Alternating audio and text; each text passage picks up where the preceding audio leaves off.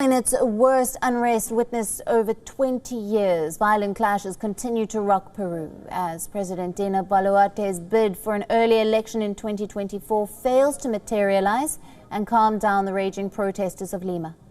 The protesters are demanding President Boluarte's resignation, among other things.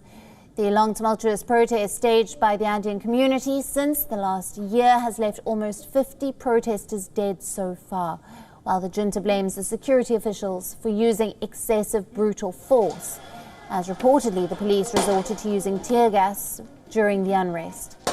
The forces are holding the protesters accountable for destroying government property, causing losses worth millions, affecting its various industries including tourism, and damaging its personnel, while the protesters have defended their actions. Soy sangre inca, mi apellido Yupanqui. No soy terrorista como ellos dicen, no soy delincuente, yo trabajo formalmente, señores, por favor. Como ven, mira cómo nos tienen, por favor. Earlier, protesters had marched through Lima to demand the resignation of the Peruvian President Dina Boluarte.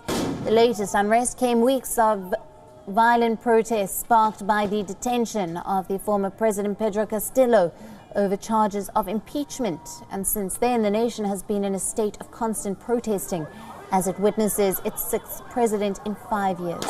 Boluarte, who is struggling to keep a hold on the widespread social and political unrest, expressed regret after the Congress refused to speed up the timeline for a presidential election. Now, this has caused losses worth $512 million in damages to production and $768 million in damage to infrastructure. The unrest has concentrated in the capital city as protesters from 25 different Peruvian regions gathered for the takeover of Lima March, demanding the president's resignation. Human rights groups have accused Boluarte of using state violence to stymie the protests. Peru's prosecutor has launched an investigation into the president and other key ministers for the alleged crime of genocide, qualified homicide, and serious injuries in relation to the bloodshed. Now, in a televised speech days after the investigation was announced, Boluarte said that she will cooperate with the probe, but plans to remain in office. She showed little sympathy for the demonstrators, saying that she will not resign, as her commitment lies with Peru and not with the tiny group that is making the country bleed.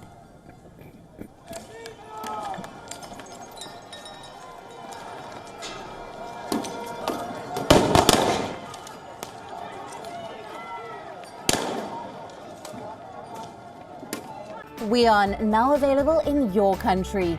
Download the app now. Get all the news on the move.